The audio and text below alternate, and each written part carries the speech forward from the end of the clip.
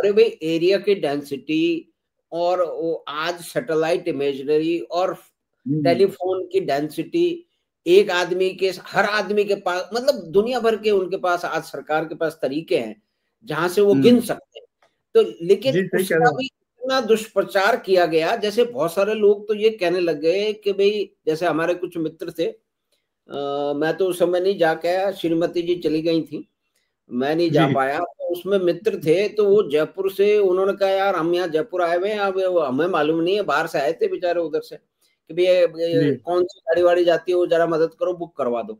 तो उन्होंने कहा भाई, जाऊं नहीं जाऊं, अखबार में ये पढ़ रहा हूँ, टीवी में ये देख रहा हूँ। तो हमने कहा भाई साहब आप तो चल पड़ो, ये सही सब बात, सही कहा आपने। मतलब ये जितना उसके ऊपर, मैं ये संस्कार की हमारी बात हो रही है ना, तो मेरे संस्कार भी मित्रों में से भी बहुत लोग गए, बहुत परिवार के लोग गए, कहीं किसी प्रकार का कोई हानि नहीं हुई, ऐसा लगता है स्पष्ट उसमें रूप से। जो विद्वान लोग इस तरह की अभी भी जो जो भगदड़ हुई थी उसका कोई कारण ऐसा नहीं था जिसकी नहीं, वजह से व्यवस्था की भगदड़ हुई, देखिए भगदड़ हो भी सकती है, लेकिन हो भगदड़ सकती है। के कारण भी है उसमें भी, खैर हम उसके उसमें नहीं जाए। वो भी इसी के लिए हुई कि इसको किसी तरह से जो है वो क्या नुकसान पहुंचाया जाए और ये बदनाम किया मिसमैनेजमेंट हो जाए। जाए जी, कोशिश तो यही की गई है किसी तरह उसमें की। जी बताया गया कि, लेकिन हम उसकी चर्चा में नहीं जा रहे। कुल मिला के संस्कार व्यवहार की तो बात है ना, कि यहाँ बिल्कुल। मीडिया का संस्कार क्या है। यहाँ पे जो जिनको माना जाता है कि उनके लिखे में सत्य होगा, वो पॉलिटिकल साइड ले रहे हैं। क्यों? क्योंकि हिंदू समुदाय के उनको विरोध में जाए, मतलब उनको जी काशी के उत्थान है उसका भी बुराई करनी है, काशी के अंदर जो डेवलपमेंट हो गया उसकी भी बुराई करनी है, वहां 10 करोड़ आदमी जा गए उसकी भी बुराई करनी है।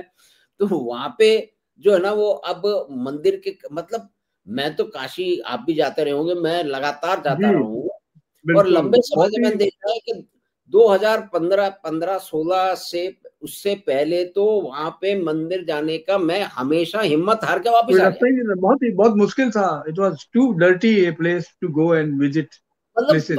एक विश्व नाउ दिस के, is a worshipping module, it's a great great क्या, प्लेस नाउ मॉड्यूल। जब संस्कार की हम बात कर रहे हैं, तो ये क्या संस्कार था कि एक विश्व के प्राचीनतम शहर को इस तरह से सड़ने के लिए छोड़ दिया गया था, जहां पे बिल्कुल सही कह रहे हैं।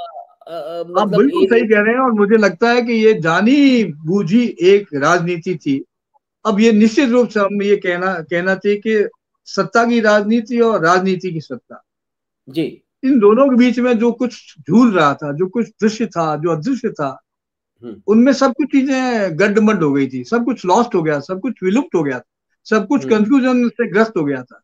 इसको डेमोक्रेटिक सेटअप ने, डेमोक्रेटिक वैल्यूज ने इसलिए प्रोटेक्शन नहीं दिया क्योंकि हमने खुद ने डेमोक्रेटिक वैल्यूज का पालन नहीं किया, और एक अजीब तरह का अराजकतावादी जो दृष्टिकोण, सत्ता का दृष्टिकोण था, उसको हमने इम्पोज कर दिया। और 70 वर्षों तक जनता के साथ हमने उस जन मूल्यों के साथ में, लोकतांत्रिक मूल्यों के साथ खिलवाड़ किया, जिसका नतीजा हुआ कि हमारा देश विश्व का विश्व की एक जानी पहचानी करप्ट व्यवस्था के रूप में लोगों ने जाना। दुर्भाग्य से, सौभाग्य से, आज स्थिति जैसी बनी है, उसको देखते हुए हमें लगता है कि कहीं ना कहीं कोई सकारात्मकता है, कोई ऐसी उपस्थिति है जो अनुपस्थित रहते हुए भी हमें गाइड कर रही है। और इसीलिए अब हम उन आंदोलनों से दूर हैं जिन्होंने हमें कुछ नहीं दिया, हम उन अनुष्ठानों के प्रति हमें प्रेरणा मिल रही है, उनसे हम जुड़ रहे हैं, जिनसे हमारे डीप रूटेड रिलेशन हैं और जिससे भारतीय जीवन मूल्य जुड़े हुए हैं। जी भाई साहब, तो ये संस्कृति में एक ये आंदोलन की भी पूरी की पूरी संस्कार और संस्कृति है कि आंदोलन में जी बड़े बड़े नारे, जैसे किसान आंदोलन था, उस किसान जी। आंदोलन ने क्या दिया, इस किसानों को क्या दिया, मतलब नुकसान इसका। हुआ किसानों का, किसानों का जबरदस्त नुकसान हुआ।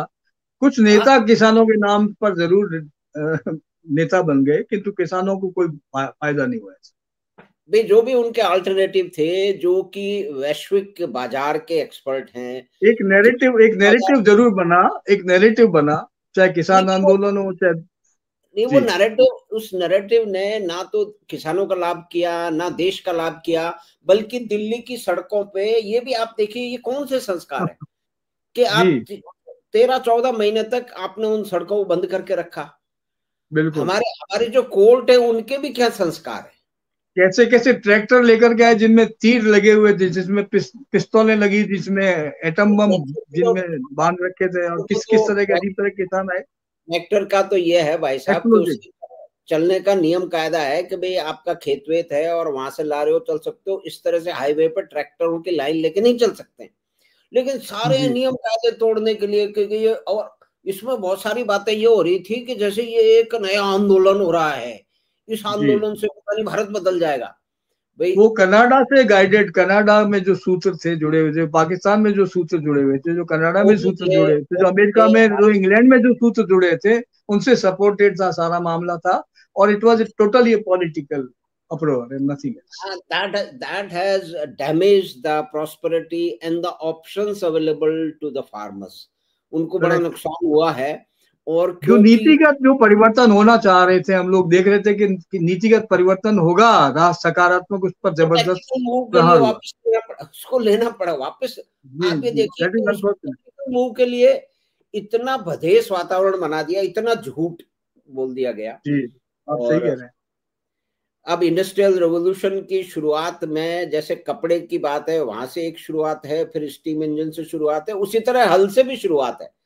मतलब हल जी और जो सीड डिस्पर्सर है, तो जी मतलब जो मशीनीकरण जो आरंभ हुआ, वो तीनों में, वस्त्र के लिए, उसके बाद में एनर्जी के लिए और खेती के लिए, तो ये वहीं क्या से बात। शुरुआत हुई है। अब ट्रैक्टर जी। है, उससे खेती चलती है, तो वो तो एक इंजीनियरिंग का प्रोडक्ट है ना। एग्रो इंडस्ट्रीज है। अब ड्रोन आ जाएंगे खेत के अंदर बहुत सारे काम करने के लिए, तो वो भी एक इंजीनियरिंग प्रोडक्ट है, which is a machine which will जी। Help certain operations in the. तो लेकिन जो पुराने बैठे हैं कि भाई हम ही जानते हैं खेती के बारे में। अरे भाई देखिए, सेना मैकेनाइज सेना में ऑटोमेशन हुआ, सेना टोटली ऑटोमेशन की जा रही है। और सेना बिल्कुल की जा रही स्थिति है अब ये हो गई ऑटोमेशन। कि मैन मैन से रहित हम लोग, अब अगला जो वार होगा वो मशीन लड़ेंगी, आदमी को लॉस नहीं होगा। भाई मिनिमम लॉस टू असली द ह्यूमन। जो विदेशी जो है, जो जो विशेषज्ञ हैं, जो कि दुनिया के कॉन्फ्लिक्ट पे, वार सिचुएशन पे, स्ट्रेटजी पे, उनके रिसोर्सेज पे, वार के तरीकों पे, रणनीति पे जो काम करते हैं, उनके कहने जी, का मतलब है ये पहला मॉडर्न वार बिल्कुल सही कह रहे हो आप। बिल्कुल सही कह रहे हो। पहला जिसमें मॉडर्न वार था। साढ़े तीन दिन में इतने ऑब्जेक्टिव भारत ने हासिल कर लिए, जो कि और सर ये पाकिस्तान से 22 घंटे में सब कुछ निपट गया, 22 मिनट में, घंटे में नहीं, 22 मिनट में वो पहले दिन, डिसाइडेड। मतलब कुल मिला जी के 12 महीने। अब इसमें भी आप ये देखिए, ये झूठ का सत्य का कितना संस्कार है कि जी 9 तारीख तक अमेरिका ये कह रहा था कि ये दोनों देशों की बात है, ये कर लेंगे, समझ लेंगे, है ना।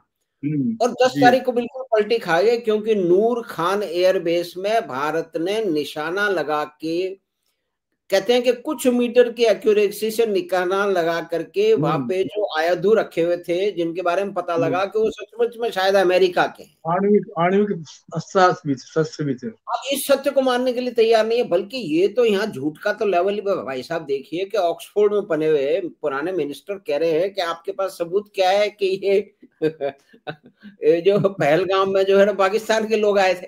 मतलब हाँ, ये क्या संस्कार है, मतलब ये संस्कार जो देख रहे हैं पार्लियामेंट की डिबेट और जो पढ़ रहे हैं, वो क्या सोच रहे होंगे, मतलब हमने ये तो उस कमाल। अंतिम अंतिम अंतिम आदमी को निपटा दिया जिसका नाम चल रहा था, तीन तीन लोगों को जिनको मारा जाना था, तो तीसरा भी खत्म हो गया। नहीं, उसमें तो ये भी बात ये थी कि अब आपने क्यों किया, पहले क्यों नहीं कर लिया। हाँ, मतलब मतलब लाखों लोगों को मरवा देते आप उन तीन लोगों के सामने। अच्छा, फिर लाखों सैनिक। ये भी है कि हाँ। आपने युद्ध रोक पहले कर रहे हैं कि आप उत्तर नहीं दे रहे हैं। जब 22 अप्रैल हम्म को हुआ कि आप उत्तर नहीं दे रहे हैं, आप में हिम्मत नहीं है, आप कुछ नहीं कर पाएंगे। जब हो गया तब कहने लगे कि भाई आपने रोक क्यों दिया।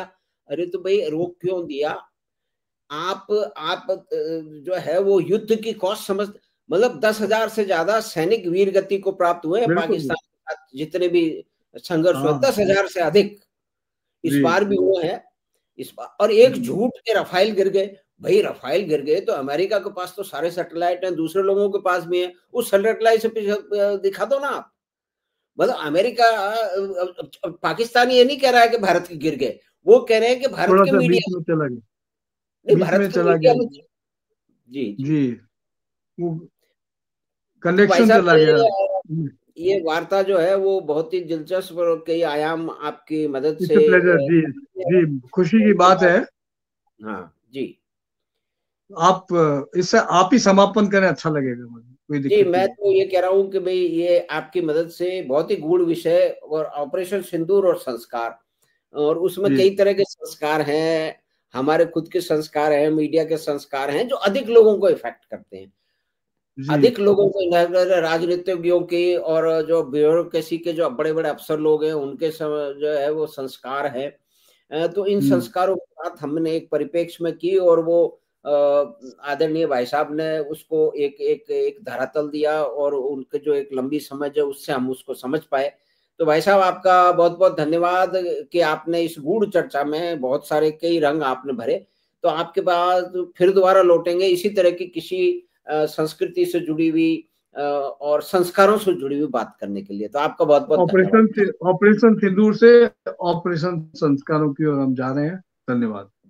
जी भाई साहब, बहुत-बहुत धन्यवाद आपका। बहुत ही ये शीर्षक भी और ये दोनों की जो दोनों को जो मिलाया है आपने उससे कई सारी चीज़ें निकल के आ रही हैं। तो भाई साहब बहुत-बहुत धन्यवाद आप।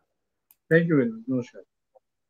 तो ऑपरेशन सिंदूर और संस्कार, कई तरह के संस्कार, राजनेताओं के संस्कार, हमारे लीडर्स के संस्कार, मीडिया के संस्कार और बहुत सारे लोगों के संस्कार, आपके हमारे और उस तरह के कई तरह के संस्कार और उनके कारण, उस पे प्रकाश डालने के लिए थे हमारे बड़े भाई साहब और जाने-माने चिंतक, लेखक, पेंटर श्री अशोक आत्रे साहब। तो हमें आशा है कि ये बातचीत आपको पसंद आई होगी, तो आप चैनल बात पच्चीस को सब्सक्राइब करें, लिंक अपने मित्रों और परिवार के साथ साझा करें। हम आपसे फिर मिलेंगे इसी तरह की किसी एक चर्चा के साथ में। धन्यवाद, नमस्कार।